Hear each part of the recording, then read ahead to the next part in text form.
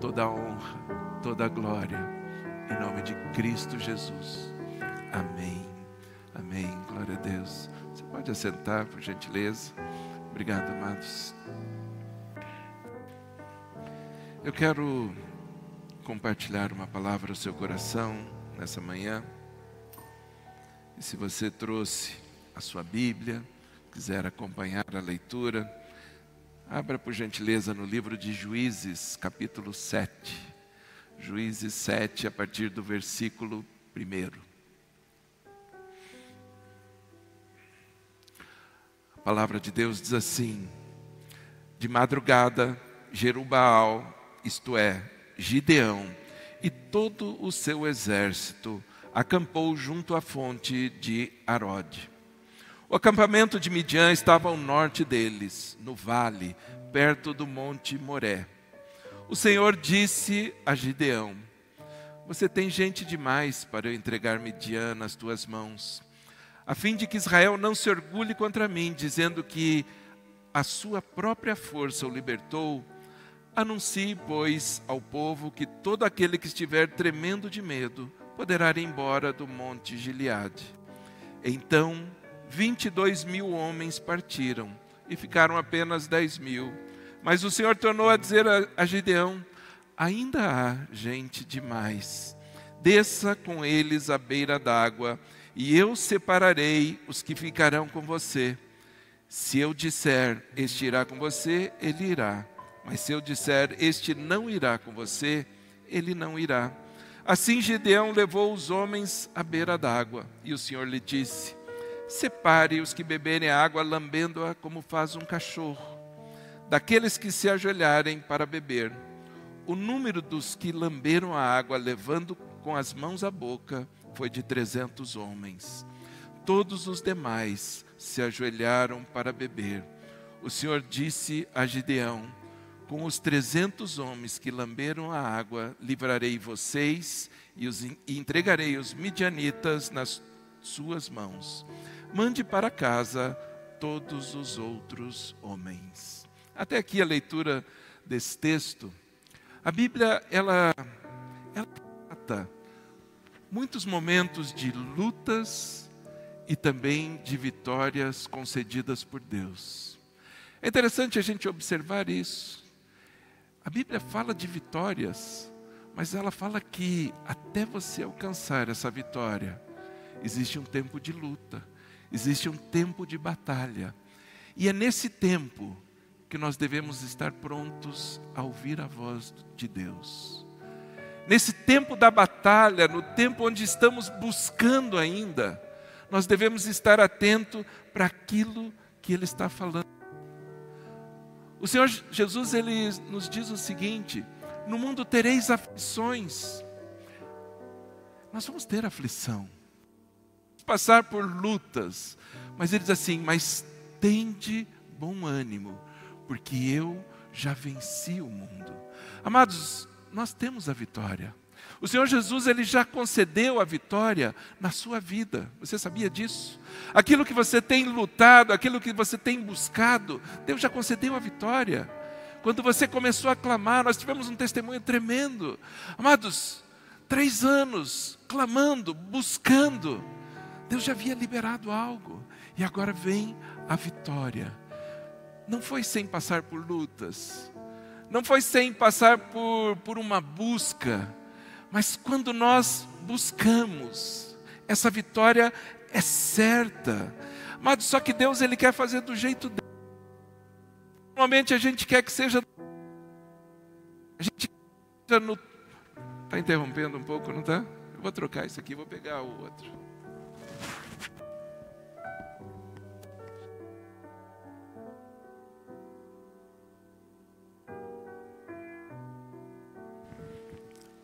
Acho que assim fica melhor, né? Melhor. Eu estava falando, por que está cortando tanto aqui? Mas a batalha, quando ela é travada, tem que ser do jeito de Deus. Cada vez que nós entramos numa batalha, para que a gente possa experimentar essa vitória, tem que ser do jeito de Deus. E foi assim que aconteceu com Gideão. Deus colocou diante dele um exército para estar ao lado dele. Diz assim: vá com 300 pessoas, 300 homens.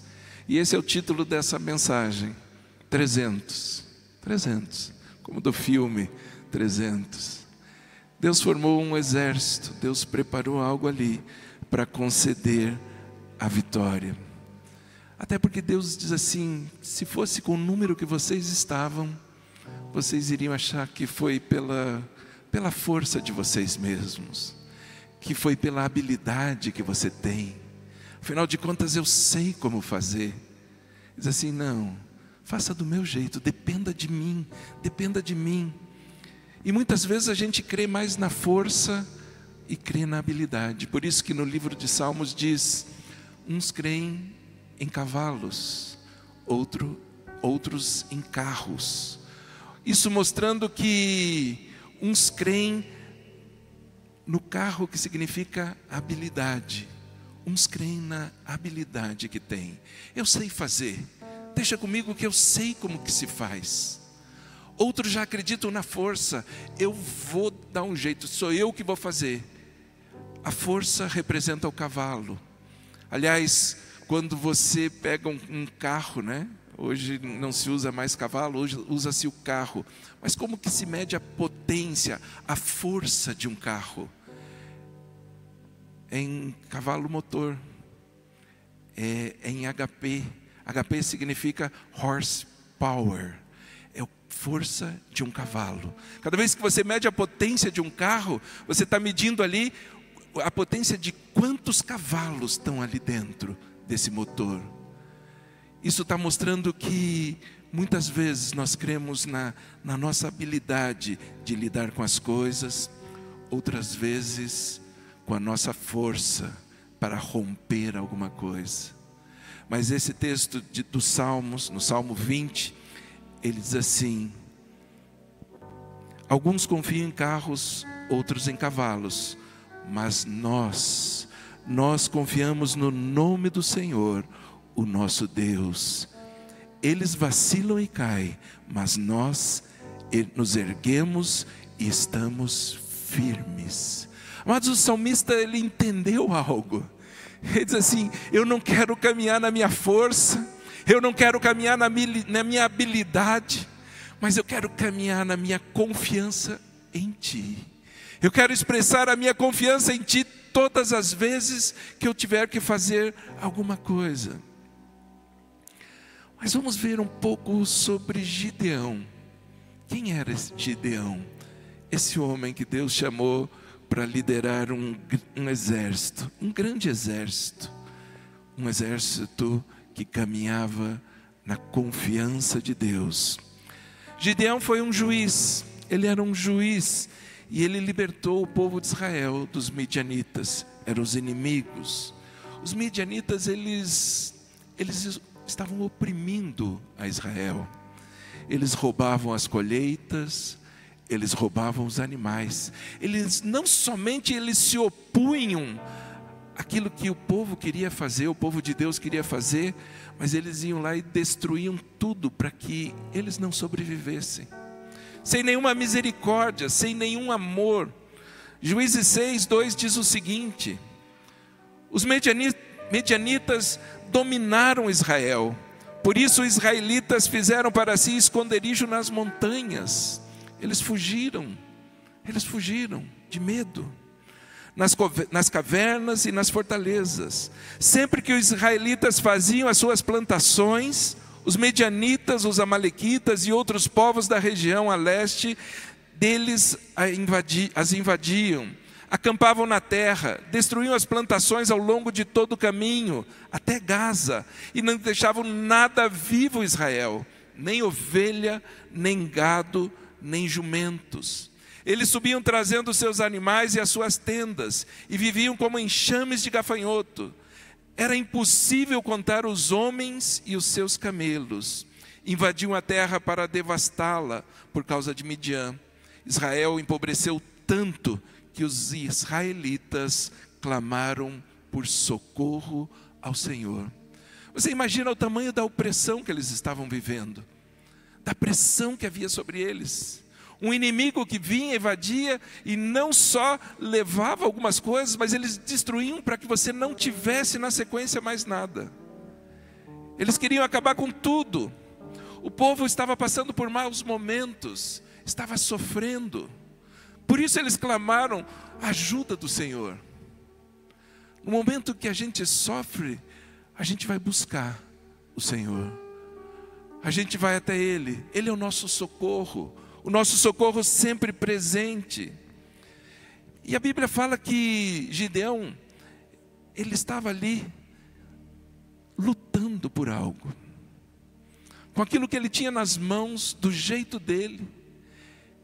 E eu creio que foi isso que chamou a atenção de Deus, porque ele perseverou, ele não desistiu.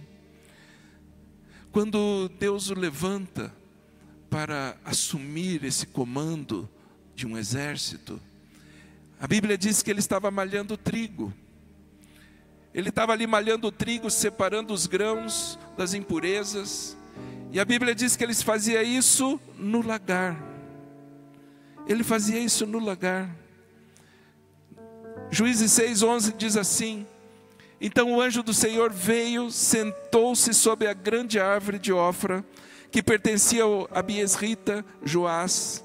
Gideão, filho de Joás, estava malhando o trigo num tanque de prensar uvas, num lagar, para escondê-lo dos medianitas. Então o anjo do Senhor apareceu a Gideão e lhe disse: o Senhor está com você, poderoso guerreiro. Ah, Senhor, respondeu, se o Senhor está conosco, por que aconteceu tudo isso? Onde estão todas as maravilhas que os nossos pais nos contam, quando dizem, não foi o Senhor que nos tirou do Egito, mas agora o Senhor nos abandonou e nos entregou nas mãos de Midian. O Senhor se voltou para ele e disse, com a força que você tem, vá libertar Israel das mãos de Midian. Não sou eu quem o está enviando? Ah, Senhor, respondeu Gideão, como eu posso libertar Israel? Meu clã é o menos importante de Manassés. Eu sou o menor de minha família, eu estarei com você, respondeu o Senhor. Interessante que Gideão, ele traz dois questionamentos diante de Deus. Quando o anjo aparece e diz assim, fui eu que escolhi você, eu separei você. Ele pergunta duas coisas. A primeira pergunta que ele faz é, por que isso sucedeu? Talvez essa seja a primeira pergunta que a gente faça diante de cada circunstância que acontece diante de nós. Por quê? Por que isso está acontecendo? Por que eu estou passando por esse momento? Nesse caso, no caso aqui do povo, isso é muito claro. Foi por causa da infidelidade. O povo se apartou de Deus. Eles se apartaram da presença de Deus. O coração deles se distanciou muito de Deus. Agora o outro questionamento. Eles perguntam assim, o que é feito das maravilhas que contaram os nossos pais? Eles trazem a memória, falam assim, os nossos pais nos ensinaram, nos falaram tantas coisas. Aonde está isso agora? Por que tudo está acontecendo? Se as maravilhas de Deus é uma promessa. Isso está demonstrando que Gideão, ele confiava na intervenção de Deus. Ele sabia que Deus ia intervir, por isso ele clama. Ele fala assim, Deus, o Senhor fez tantas maravilhas, nossos pais nos contam isso. Eu sei que o Senhor pode mudar essa situação também. Eu creio que a primeira coisa que a gente precisa crer é que Deus pode mudar toda a situação. Não existe situação que Deus não possa reverter, amados. Não existe. Tudo está nas mãos dele. Foi por isso que Gideão, ele virou um instrumento nas mãos de Deus. Mas o que será que Deus viu em Gideão para levantar ele? Você já se perguntou isso? O que será que Deus vê? Como é que será que Deus me vê? Deus olhou para Gideão e se separou para algo muito grande. Gideão, ele estava inconformado com a situação do povo. Ele não aceitava. Cada vez que nós nos conformamos, aceitamos uma coisa já como um fato verdadeiro, não tem mais jeito, nós desistimos, nós desanimamos. Mas Gideão diz assim: eu sei que o Senhor pode. Cadê a manifestação de Deus? Cadê as conquistas? Cadê as vitórias? Talvez essa seja a maior pergunta que a gente faça: cadê as vitórias na minha vida? Eu não consigo ver essas vitórias. Gideão sabia, ele sabia do poder de Deus. Ele sabia daquilo que Deus poderia fazer. Ele sabia das vitórias que Deus traz. E o que ele dizia assim: eu não consigo viver sem essas vitórias. Eu não consigo abrir mão das vitórias do Senhor na minha vida.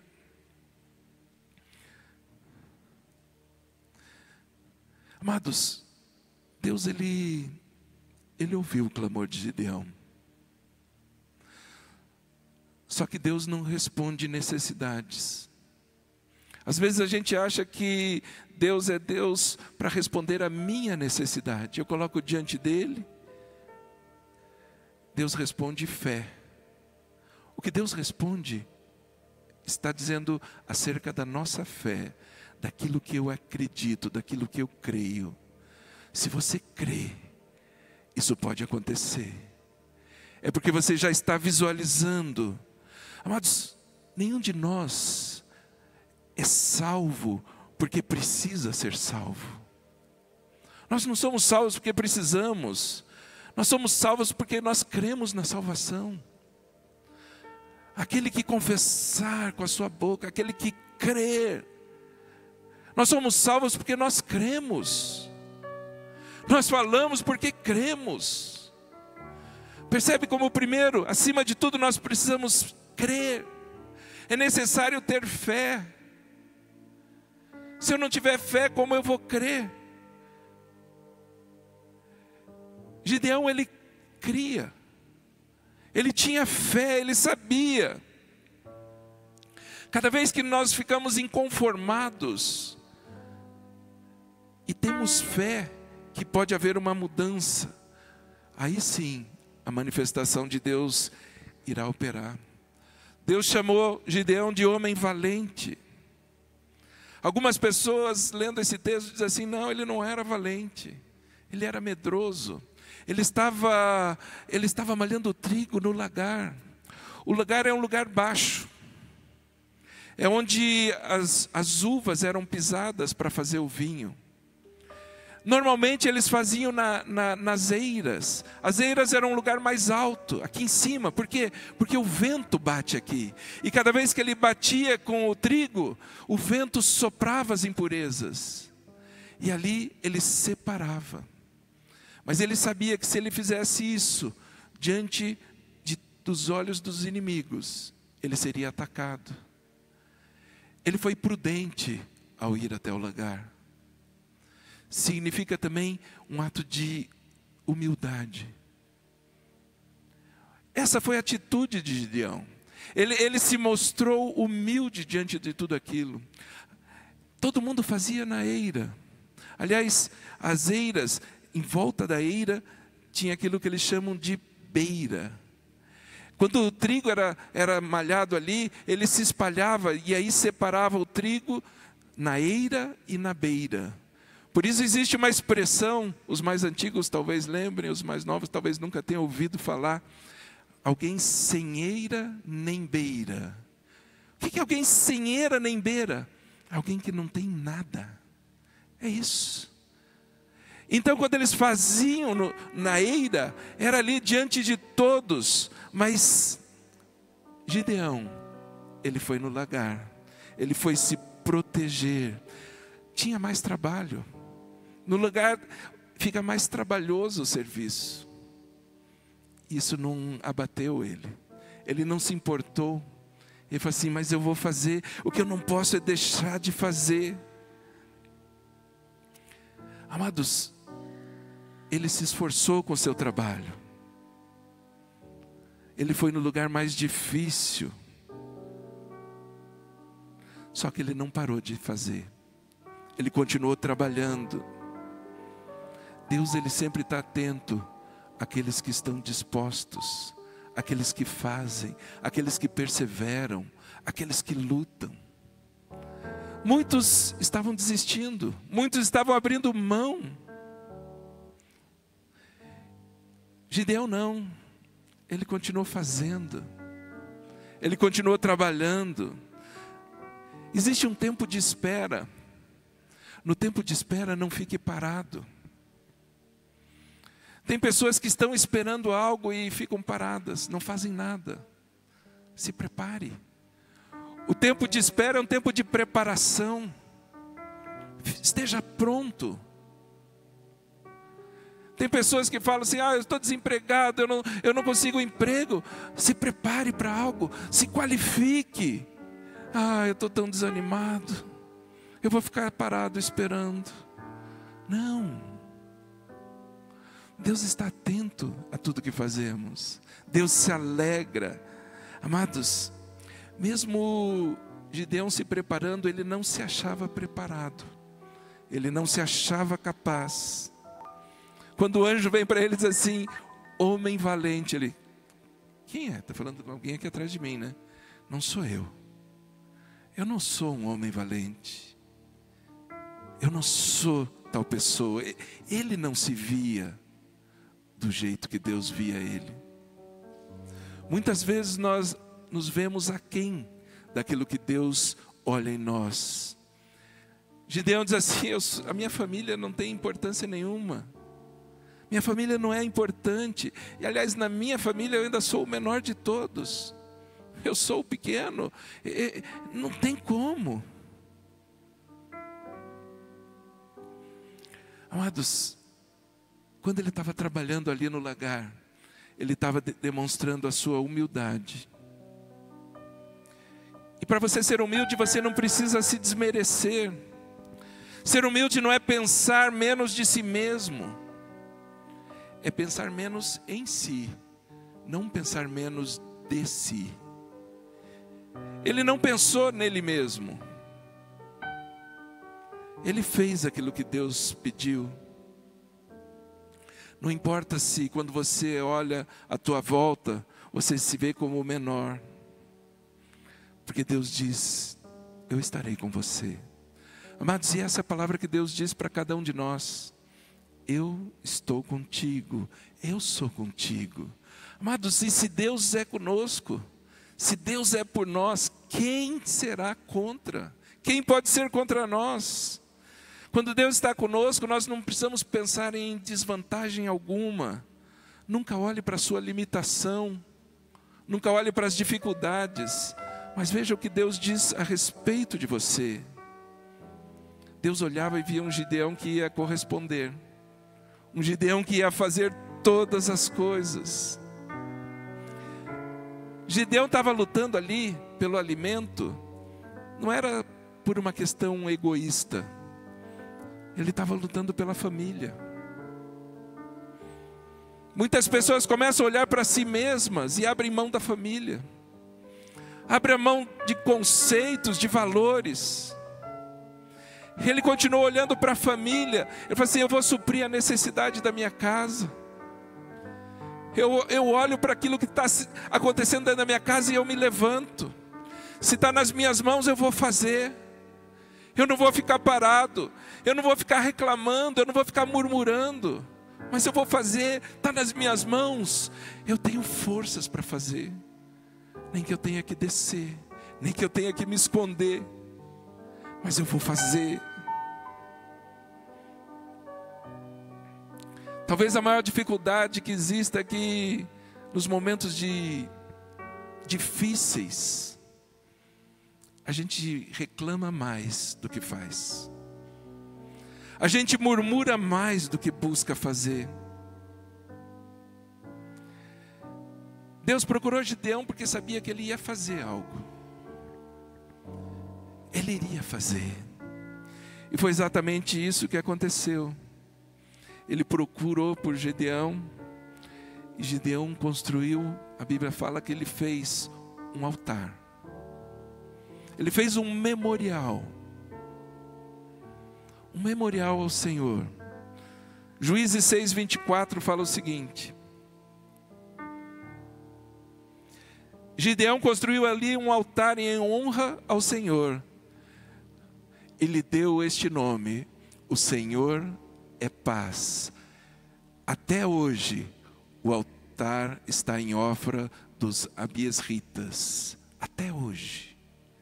Ele fez um altar e ele permanece. E ele dá o nome para esse altar, ele diz assim: o Senhor é paz. Deus estava chamando ele para uma batalha. E o altar que ele faz, ele põe assim: o Senhor é paz. Parece contraditório. Como que eu posso falar em paz? No hebraico, paz é shalom. Como que eu posso falar em shalom, em paz, se a proposta é uma proposta de guerra? Eu conversei, na verdade, eu ouvi isso do pastor Dinarte, e eu gostei muito. E eu conversei aqui na reunião da agenda que nós tivemos essa semana na igreja. Eu conversei um pouco sobre isso, sobre a palavra shalom. Tem como projetar, Ricardo? Tem.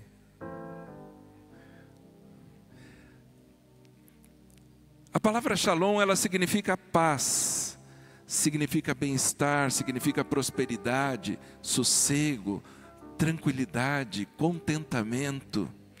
Só que muitas vezes nós pensamos na paz como ausência de guerra. Aqui atrás. Deixa eu... Aqueles que sabem hebraico, que nem o professor Everton sabe, está escrito aqui Shalom. Shalom, é isso. Está escrito Shalom aqui. No hebraico escreve de trás para frente. Então começa a escrever desse lado aqui. Primeira letra é a letra Shin. Esse que parece ali um tridente ali, é Shin. Está associada a dente. Dente que tritura comida para ser digerida. Significa destruir. A letra Shin significa destruir. Que interessante, a palavra paz, a palavra shalom, começa com destruir. É isso mesmo. É assim que começa. A segunda letra, Lamed. Lamed significa autoridade.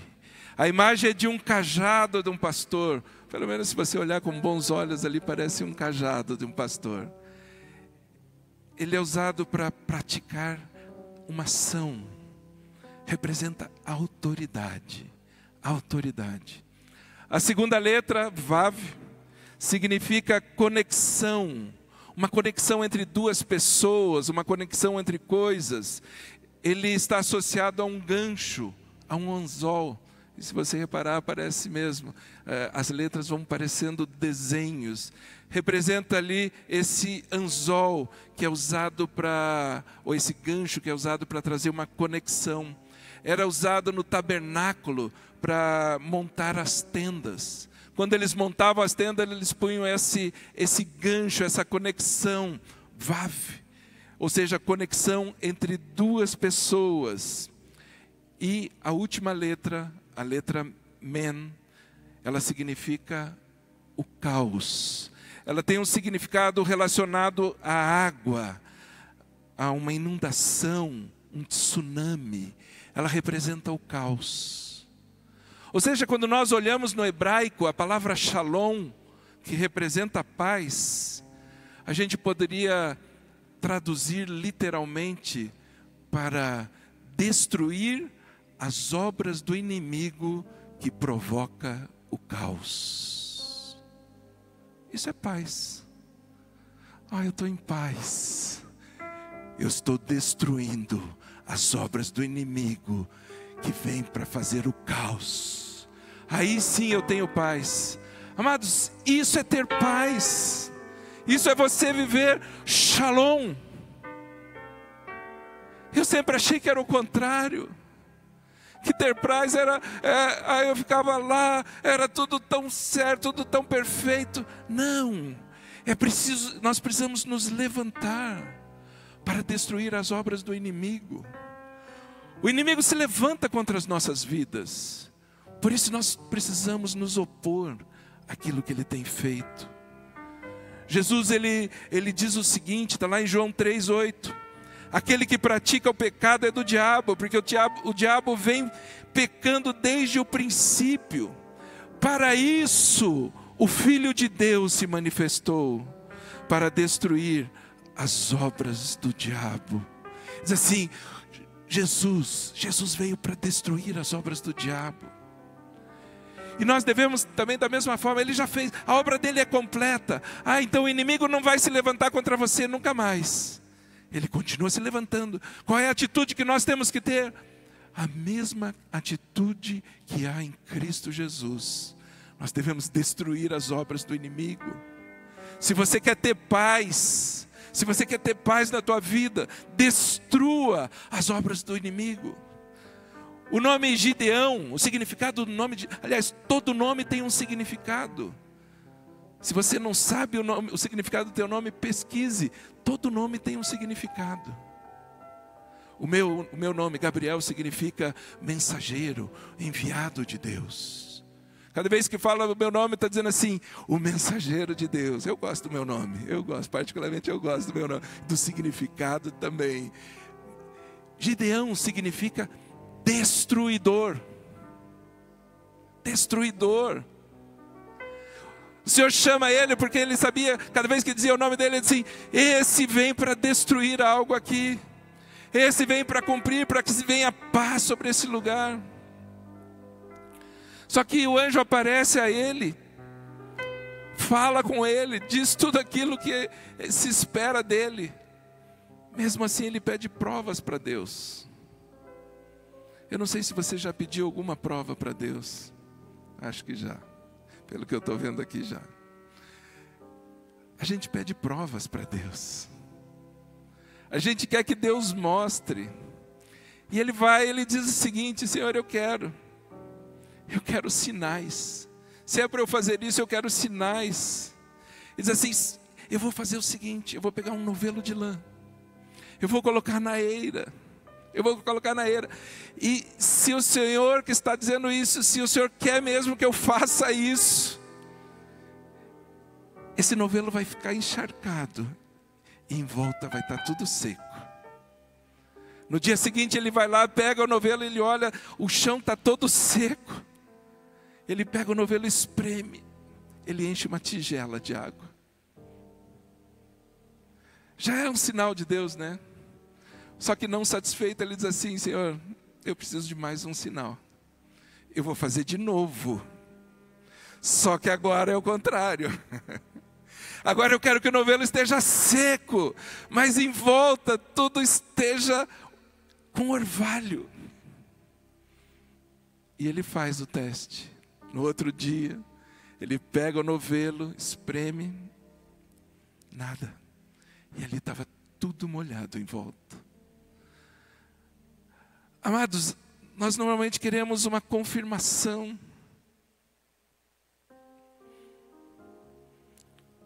Mas Deus colocou uma confirmação para ele também. Diz assim, Gideão, sabe de uma coisa? Eu quero que você faça algo. Existe um altar de Baal ali na tua terra, na tua família. Existe um altar aos demônios ali. E eu quero que você derrube esse altar. Ele não se preocupou. O que será que minha família vai dizer?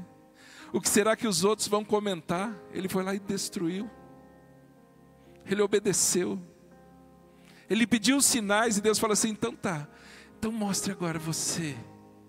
Comece você a ser treinado. Depois disso Deus diz assim, agora eu vou vou escolher um exército para você. Ele tinha 32 mil soldados. Diz assim, é muito. Diminua isso. Eu quero que a glória venha toda para mim. Eu não quero que você ache que foi pela tua força, pela tua habilidade. A Bíblia diz que Deus falou assim, os que tiverem medo, deixa esses ir embora. E foram embora 22 mil, ficaram só 10 mil. Quando ele estava com 32, ele já estava em inferioridade, porque o exército inimigo tinha 135 mil homens. Ele já tinha uma base de 4 para 1, cada soldado tinha que matar 4. Isso era muito. Vá com menos, agora ele vai com 10 mil. Deus diz assim, ainda é muito. Ainda é muito. Percebe como Deus não precisa de muita coisa para fazer algo na nossa vida? Às vezes a gente quer sinais demais, espera demais. Mas Deus quer fazer e Ele faz do jeito dEle, da forma dEle.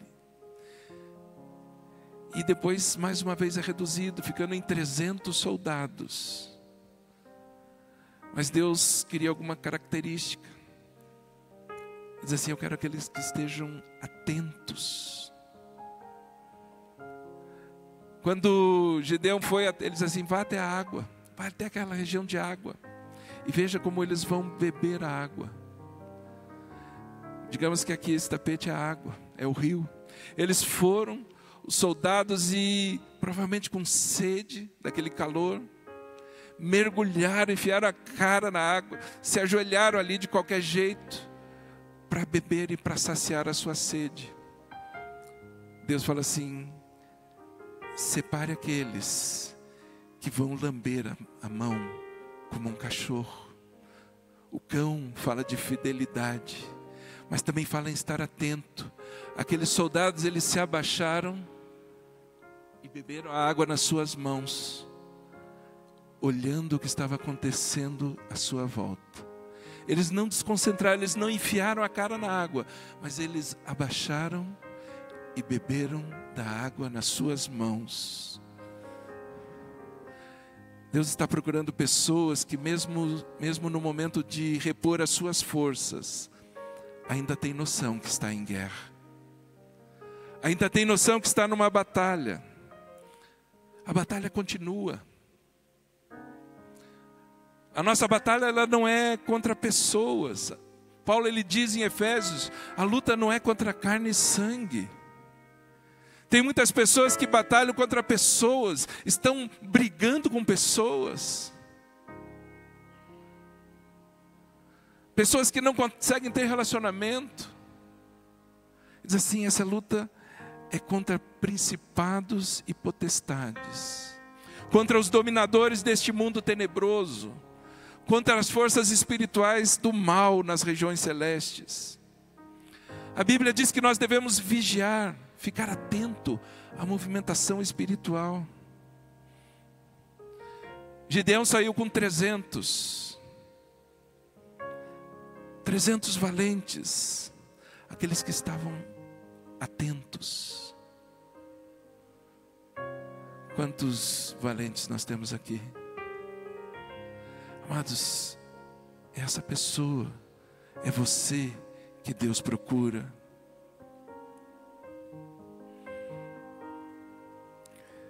Deus ainda dá um sinal para Gideão. Ele diz assim, se você ainda duvida da vitória que eu posso te dar, desça lá no arraial do inimigo. Veja o que eles falam de você. E ele desceu e ninguém percebeu que ele estava ali. E ele ouviu uma pessoa conversando com a outra, eles dizendo, eu tive um sonho. Eu tive um sonho essa noite. E o outro interpreta esse sonho. E diz assim, sabe o que é? A espada de Gideão vindo contra nós. No sonho, a tenda do comandante, ela virava, vinha uma tocha e virava a tenda do comandante. E diz assim, é a espada de Gideão. É Deus enviando Gideão contra nós. Mas o inimigo treme diante do teu nome. Quando ele sabe que você é um destruidor das obras do inimigo, ele treme ao ouvir o teu nome. Só que muitas vezes nós nos acuamos, nós não vamos em frente. Diz que quando Gideão, ele ouviu a revelação desse sonho, ele teve uma atitude, ele adorou ao Senhor. Ele foi adorar ao Senhor. Ele saiu empolgado, ele saiu entusiasmado. A palavra entusiasmado significa em Deus. Ele saiu entusiasmado com aquilo que ele tinha ouvido. Um exército de 135 mil homens. Eles estavam assustados porque iriam guerrear contra 300.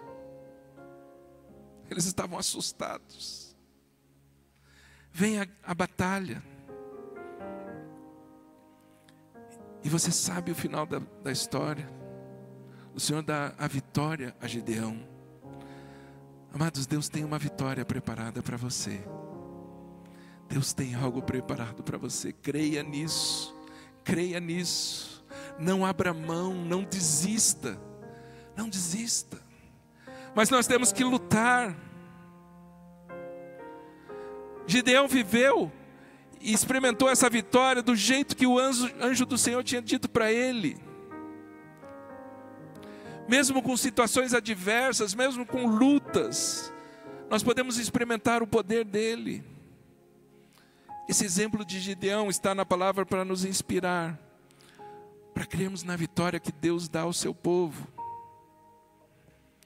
Esse exemplo de Gideão ficou tão marcado na história do povo de Israel, que hoje as Forças Armadas de Israel, elas têm ali na sua sede escrito um texto em hebraico, na sede deles, das Forças Armadas de Israel, que é um exército poderoso. É um exército poderoso. Se você estudar a respeito das Forças Armadas de Israel, você vai ver quantas coisas eles fazem. É um exército aguerrido, eles têm muitas técnicas, têm muita tecnologia. Dizem que os aviões de Israel, eles têm mais tecnologia embutida dentro deles do que qualquer outro lugar do mundo. Não é fabricado, os aviões são fabricados fora, não são fabricados em Israel, mas a montagem da parte de equipamento é montada lá. E diz que é algo impressionante a qualidade, o quanto eles conseguem desenvolver. E tanto que fica passando jato Israel o tempo todo. A extensão do norte a sul de Israel é 500 quilômetros. O tempo todo tem jato passando ali. Eles estão vigiando o terreno. Eles estão vigiando toda a área.